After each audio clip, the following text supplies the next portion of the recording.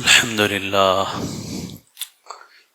لله نحمده ونستعينه ونستغفره ونؤمن به ونتوكل عليه ونعوذ بالله من شرور أنفسنا ومن سيئات أعمالنا من يهد الله فلا مضل له ومن يضلل فلا هادي له نشهد أن لا إله إلا الله وحده لا شريك له ونشهد أن سيدنا ونبينا ومولانا محمدا عبده ورسوله صلى الله تعالى عليه وعلى آله وأصحابه وأتباعه وأزواجه وذرياته وبارك وسلم تسليما كثيرا كثيرا أما بعد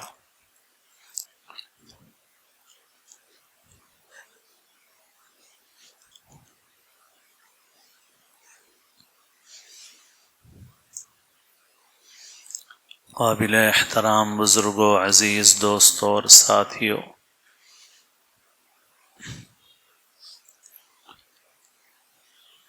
رسول اللہ صلی اللہ علیہ وسلم نے ارشاد فرمایا: لا حسد الا فی اثنین، رجل آتاہ اللہ مالا فسلطہ علی ہلکتہ فی الحق، ورجل آتاہ اللہ الحکمت فہو یقضی بہا ویعلمہا۔ آپ نے ارشاد فرمایا کہ حسد کے قابل صرف اور صرف دو آدمی ہیں۔ حسد سے مراد رشک ہے۔ حسد مذموم، برا، جو بہت بڑا گناہ ہے، جس کے متعلق فرمایا کہ حسد نیکیوں کو ایسے کھا جاتا ہے جیسے آگ سوکھی لکڑی کو کھا جاتی ہے۔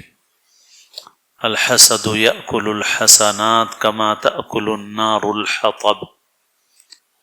وہ مذموم حسد یہ ہے کہ آدمی دوسرے کی نعمت کے ختم ہو جانے کی تمنا کرے، کہ فلاں آدمی کنگال ہو جائے، مصیبت میں پھنس جائے، دوسرے کے متعلق یہ چاہتا ہے کہ اس کی نعمت ختم ہو جائے، زائل ہو جائے۔ یہ ہے مذموم حسد، اور یہ بہت بڑا گناہ ہے۔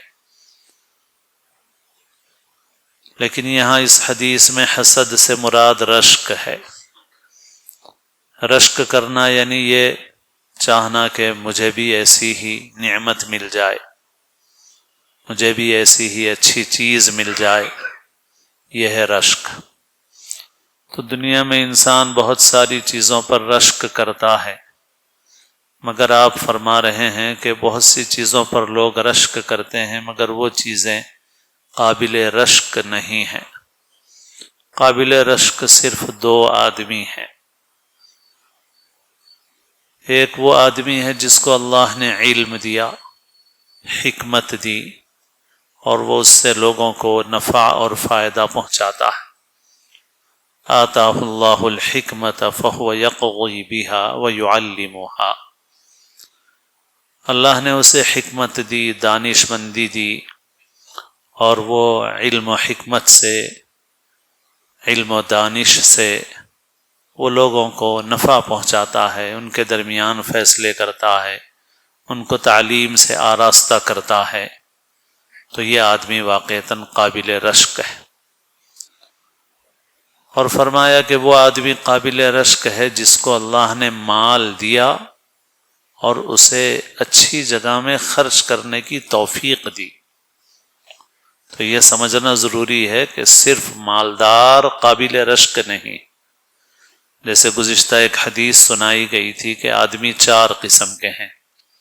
ایک وہ آدمی ہے جس کو اللہ نے بہت مال دیا اور وہ اس مال کو اچھے کاموں میں خرچ کرتا ہے۔ دوسرا وہ آدمی ہے جس کو اللہ نے مال دیا اور وہ اس کو غلط کاموں میں خرچ کرتا ہے۔ تیسرا فقیر ہے، مگر اس فقیر کی خواہش اور تمنا یہ ہے کہ اگر مجھے مال ملے تو میں اچھے کاموں میں خرچ کروں گا، جیسا کہ پہلا آدمی کرتا ہے۔ اور ایک اور فقیر ہے چوتھے نمبر پہ، مال نہیں ہے اس کے پاس، مگر اس کے جذبات یہ ہیں کہ اگر اس کو مال ملے تو وہ دوسرے آدمی کی طرح غلط کاموں میں، گناہ میں مال اڑائے گا، یہ اس کی خواہش ہے، جذبہ ہے۔ تو فرمایا کہ یہ جو دو بعد والے فقیر ہیں، یہ دونوں اپنی اپنی نیت اور اپنے اپنے جذبے کے اعتبار سے ساتھ ہو جائیں گے پہلے والے دوسرے والے شخص کے، یعنی جو فقیر ہے مگر اس کی نیت اچھے کام میں مال خرچ کرنے کی ہے، اسے ویسا ہی ثواب ملے گا جیسا کہ پہلے والے کو ملتا۔ اور یہ جو سب سے بڑا محروم وہ ہے کہ جس کے پاس ہے تو نہیں مگر خواہش یہ ہے کہ اگر ملے تو میں بھی ایسے ہی اڑاؤں گا، ایسے ہی باجا بجاؤں گا، ایسے ہی پٹاخے چھوڑوں گا۔ تو فقیر کنگال رہ کے بھی گناہ کما رہا ہے تو کچھ بھی نہیں مگر گناہ مل رہا ہے، اس وجہ سے کہ جذبات وہ ہیں اس کے۔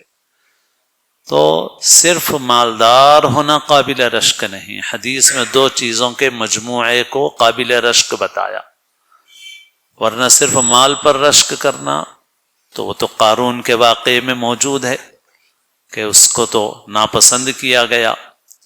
قارون نکلا تھا اپنی شان و شوکت کے ساتھ، تو لوگ دیکھ کر اس کے اوپر اپنی رال ٹپکانے لگے۔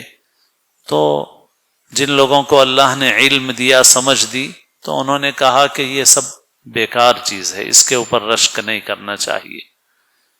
وَيْلَكُمْ ثَوَابُ اللَّهِ خَيْرٌ لِمَنْ آمَنَ وَعَمِلَ صَالِحًا وَلَا يُلَقَّاهَا إِلَّا الصَّابِرُونَ۔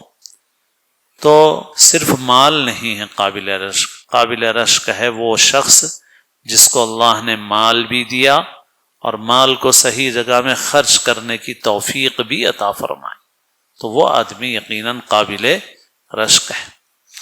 مال کی محبت اور دنیا کی محبت مذموم ہے، مگر مال کی محبت حد سے زیادہ، باقی ایک حد میں تو مال کی محبت انسان کے اندر فطری ہے، اور اگر وہ نہ ہو تو پھر انسان محنت بھی نہیں کرے گا۔ لیکن جیسے کوئی بھی چیز جب حد سے بڑھ جاتی ہے، جیسے ہمارے جسم میں حرارت ہے، ہمارے جسم کی حرارت بالکل ختم ہو جائے تو زندگی ختم ہو جائے گی، لیکن تھرمامیٹر سے دیکھا جاتا ہے جسم کی حرارت کا ایک درجہ ہے جو انسان کی زندگی کے لیے ضروری، اور اگر اس سے درجہ حرارت زیادہ کم ہو جائے تو بھی فکر کرنا پڑتا ہے، جان خطرے میں پڑ جاتی، اور اس سے زیادہ ہو جائے تو بھی خطرہ ہو جاتا ہے انسان کو کہ بھئی 105 بخار ہو گیا، 106 بخار ہو گیا، حرارت بڑھ گئی جسم کی۔ تو حرارت تو جسم کے لیے ضروری ہے مگر ایک حد تک ضروری ہے، اس حد سے آگے وہی حرارت ہے، لیکن وہ حرارت جب آگے بڑھی، وہ بجائے 98 ڈگری رہنے کے وہ 104 اور 106 ہو گئی، تو پھر انسان کو دواخانے میں شریک کر دیا جاتا ہے۔ تو ایسے ہی مال کی جو برائی بیان کی جاتی ہے اس کا مطلب یہ ہے کہ حد سے زیادہ محبت جب وہ حد سے آگے بڑھتی ہے، اسی لیے فرمایا کہ مال کا جیب میں ہونا برا نہیں ہے، مال کے لیے محنت کرنا بھی برا نہیں ہے، بلکہ وہ بھی ایک نیکی ہے۔ کسب الحلال فریضۃ بعد الفریضہ، حلال کمانا بھی فرائض کے بعد ایک فریضہ ہے۔ اور ایسے ہی فرمایا کہ من طلب الدنیا حلالا تعففا عن المسألہ وسعیا علی اہلہ وتعطفا علی جارہ لقی اللہ ووجہہ کالقمر لیلۃ البدر، کہ جو شخص دنیا کو اس لیے طلب کرے گا تاکہ حرام سے بچے، حلال ملے مجھے، اس لیے محنت کرے گا، اور اس لیے محنت کرے گا تاکہ سوال کرنا نہ پڑے مجھے کسی سے، اور اس لیے محنت کرے گا تاکہ اپنے گھر والوں کی خدمت کرے، ورنہ بیوی کو کون دیکھے گا، بچوں کو کون دیکھے گا۔ جیسے بعض نالائق قسم کے لوگ بیوی بچوں کو بھوکا پیاسا چھوڑ دیتے ہیں، خود باہر پھرتے رہتے ہیں، ہوٹلوں میں پھرتے ہیں، دوستوں میں پھرتے ہیں، تو ظاہر ہے گناہ گار ہیں وہ، اور اگر وہ مسجد میں جا کے بیٹھیں تب بھی درست نہیں ہے فرائض کے علاوہ۔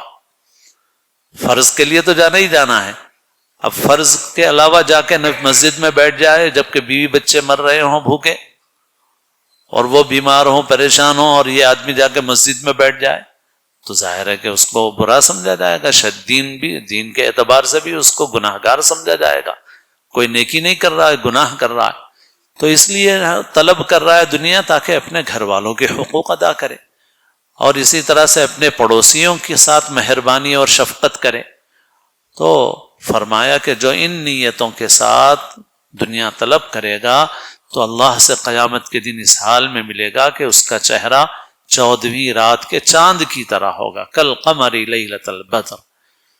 تو مال کے لیے محنت کرنا برا نہیں، مال کمانا برا نہیں، مگر اس کی محبت جب حد سے زیادہ ہو جاتی ہے تو انسان کو دنیا کے اعتبار سے بھی نقصان پہنچاتی ہے اور آخرت کے اعتبار سے بھی نقصان پہنچاتی ہے۔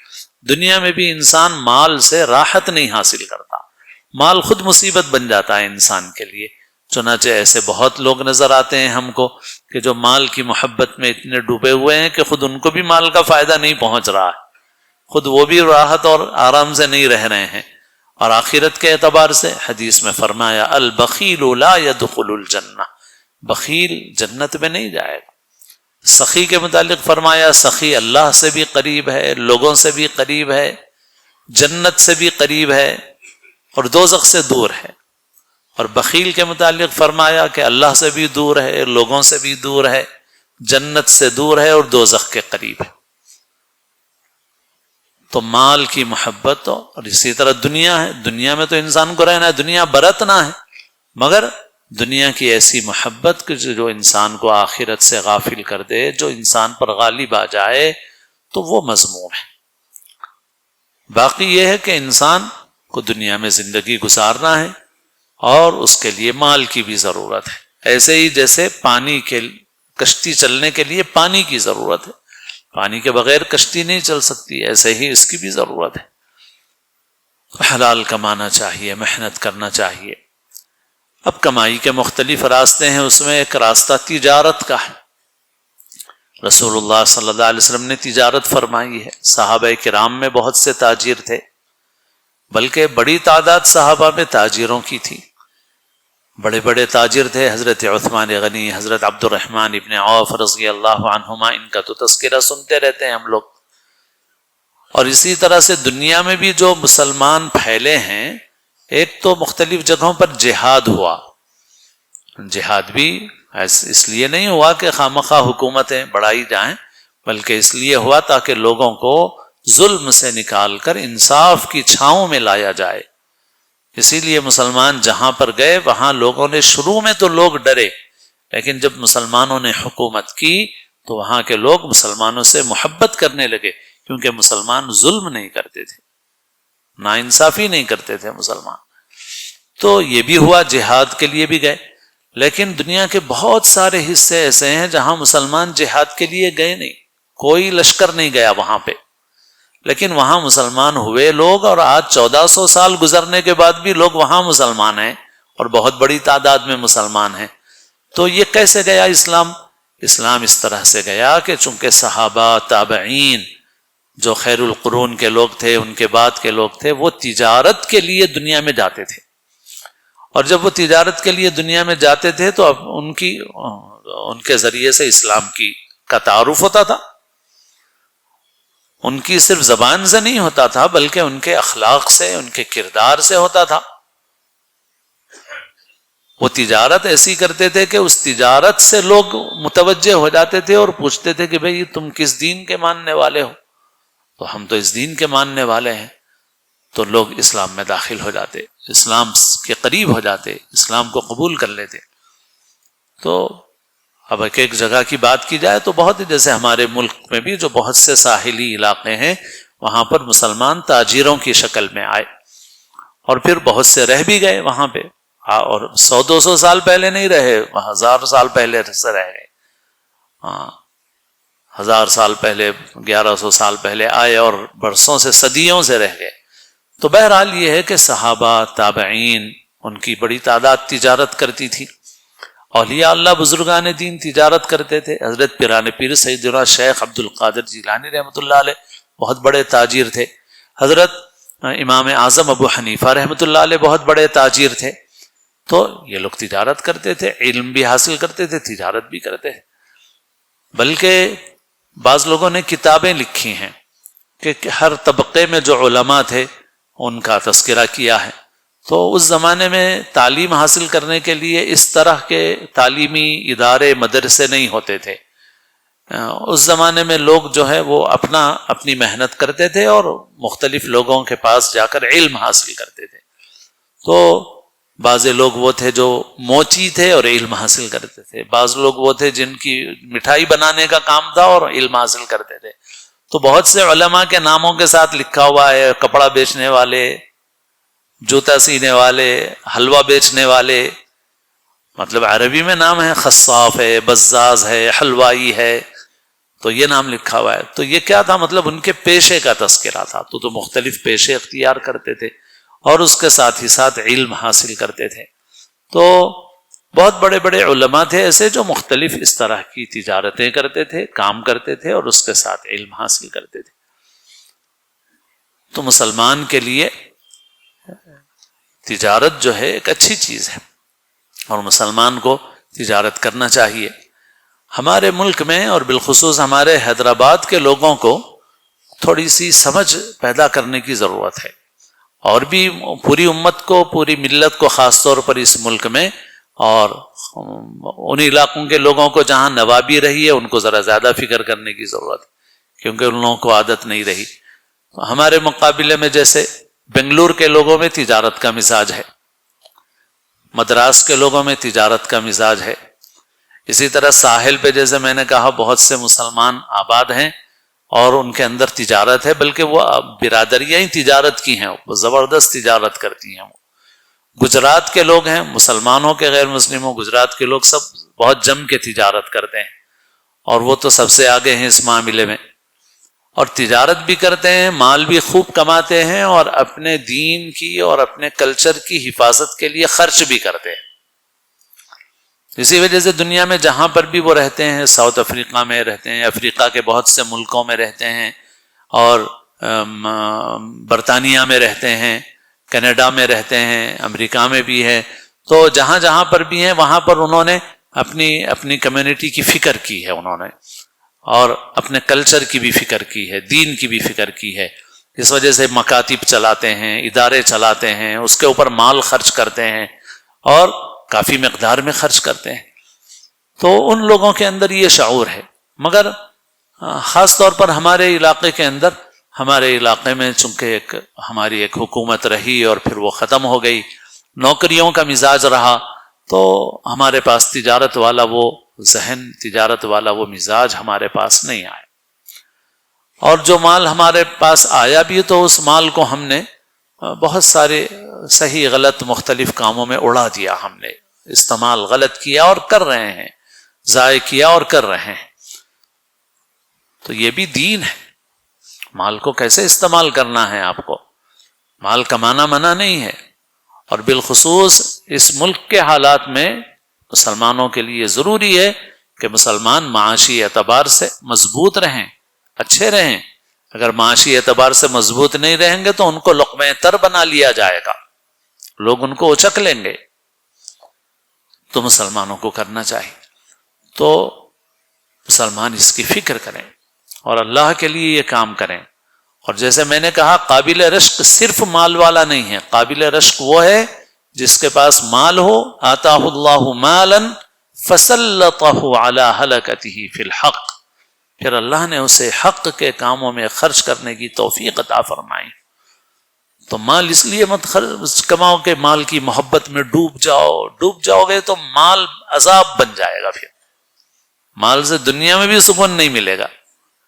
مال اس لیے کماؤ تاکہ مال کے ذریعے سے اللہ کی مخلوق کو نفع پہنچاؤ، اللہ کے دین کی خدمت کرو، اللہ کے کلمے کو سربلند کرو. اللہ تعالیٰ فرماتے ہیں اقیموا الصلاۃ وآتوا الزکاۃ، ہر جگہ فرماتے ہیں نماز قائم کرو، زکوٰۃ ادا کرو. اللہ تعالیٰ ہر جگہ فرماتے ہیں انفقوا، مال خرچ کرو، مال خرچ کرو. ظاہر ہے کہ زکوٰۃ ادا کرے گا، مال خرچ کرے گا آدمی اسی وقت جب آدمی کے پاس مال ہوگا، تبھی آدمی زکوٰۃ دے گا، مال خرچ کرے گا. تو آدمی کو کرنا چاہیے محنت. اور لیکن مسلمانوں کا ایک بہت بڑا طبقہ اور خاص مسلمانوں کی آبادیوں میں رہنے والے نوجوان بڑی غفلت کی، لاپرواہی کی زندگی گزار رہے ہیں. نہ تعلیم میں آگے ہیں، نہ تجارت میں محنت کرتے ہیں، نہ فضول خرچی اور اسراف سے بچتے ہیں، اور پیسہ اڑا رہے ہیں، ضائع کر رہے ہیں، برباد کر رہے ہیں، جبکہ مجموعی طور پہ دیکھا جائے تو ہماری حالت بہت خستہ ہے، دوسروں کے مقابلے میں بھی بہت خستہ ہے اور خستہ ہوتی جا رہی ہے۔ لوگ تو چاہ ہی رہے ہیں کہ ہم کو زیادہ سے زیادہ نقصان پہنچائیں، مگر ہم بھی تو ناسمجھ بنے ہوئے ہیں، اور ہم کو بھی عقل نہیں ہے، سمجھ نہیں ہے، اپنے مال کا صحیح استعمال نہیں ہے ہمارے پاس، اور ہم سمجھے ہوئے ہیں کہ بھائی بس نماز روزہ کرتے رہو، وظیفے پڑھتے رہو۔ تو اللہ تعالیٰ کا نظام تو ایسا نہیں ہے۔ اللہ تعالیٰ کا نظام یہ ہے کہ بھائی تم محنت کرو اور اللہ سے دعا بھی کرتے رہو، سبب بھی اختیار کرو اور مسبب الاسباب پر اپنی نظر رکھو، یہ ضروری۔ تو اسباب اختیار کرنا ہے، پھر ساتھ ہی ساتھ جو مسبب الاسباب ہے اس پر نظر، اس سے اپنا تعلق صحیح کرنا، یہ تو سب سے بنیادی چیز ہے۔ تو بہرحال یہ ہے کہ مسلمان اس معاملے میں باشعور ہوں اور اپنے پیسے کا صحیح استعمال کریں۔ اپنی شادیوں میں بھی ہم لوگ اور نقطہ نظر سے بھی بولتے رہے ہیں زمانے سے، مگر کبھی کبھی میں اس پہلو سے بھی بولتا ہوں کہ بھائی اپنی ایک صاحب مجھے سے بولنے لگے کہ میری بچی کو 2 رشتے آئے ہیں، اور ایک رشتہ ایسا ہے جو ذرا زیادہ دیندار نہیں سمجھے جاتے، مگر وہ یہ بول رہے ہیں مجھ کو کہ آپ شادی چاہے کیسی بھی کرو، گھر سے رخصتی کر دو، آپ دعوت مت کرو، کچھ مت کرو، ہم کو کوئی شکایت نہیں ہے، مگر آپ صرف ایک کار دے دو ہم بچوں کے لیے۔ ذرا کم دیندار سمجھے جاتے ہیں وہ۔ ایک اور فیملی سے رشتہ آیا ہے جو ذرا زیادہ دیندار سمجھے جاتے ہیں، مگر وہ یہ بول رہے ہیں کہ بھئی آپ وہ کیا دیتے ہیں نہیں دیتے ہم کو اس کی کوئی فکر نہیں ہے، مگر فلاں شادی خانے میں اتنے لوگوں کو کھانا کھلاؤ۔ شادی خانہ بھی متعین کر رہے ہیں، افراد بھی متعین کر رہے ہیں، اور کھانا تو معیاری دینا ہی پڑے گا ورنہ تو بے عزت ہو جائے گا آدمی۔ تو انہوں نے کہا بھئی وہاں بھی 5-6 لاکھ خرچ ہو رہے ہیں، اس وقت 6 لاکھ کی تھی گاڑی، اب تو چھوٹی موٹی گاڑی آئے گی، بڑی گاڑیاں نہیں آئیں گی۔ تو بولنے لگے کہ وہاں بھی 6 لاکھ خرچ ہو رہے ہیں، یہاں بھی 6 لاکھ خرچ ہو رہے ہیں، مگر مجھے تو اچھے وہ دکھ رہے ہیں جو دیندار نہیں ہے، سو والے اچھے دکھ رہے ہیں میرے کو، کیونکہ وہ گاڑی کم سے کم ایک 8-10 سال تو بچے گاڑی میں گھومیں گے نا کم از کم، باقی میں لے جا کے 6 لاکھ کا کھانا کھلا دوں گا تو بچوں کا تو کوئی فائدہ نہیں ہے۔ تو بہرحال یہ ہے کہ مال کیسے استعمال کرنا ہے، کہاں استعمال کرنا ہے، عقل بھی استعمال کرو اور شریعت کی بھی رہنمائی حاصل کرو اور اپنے مال کی حفاظت کرو۔ اللہ تعالیٰ اپنے فضل سے، اپنے کرم سے ہم کو دین کی صحیح سمجھ نصیب فرمائے اللہ تعالیٰ، اور ہم سب کو عمل کی توفیق نصیب فرمائے، اسلام کی زندگی اور اپنے اپنے وقت پر حسن خاتمہ نصیب فرمائے، سنتیں ادا فرمائے۔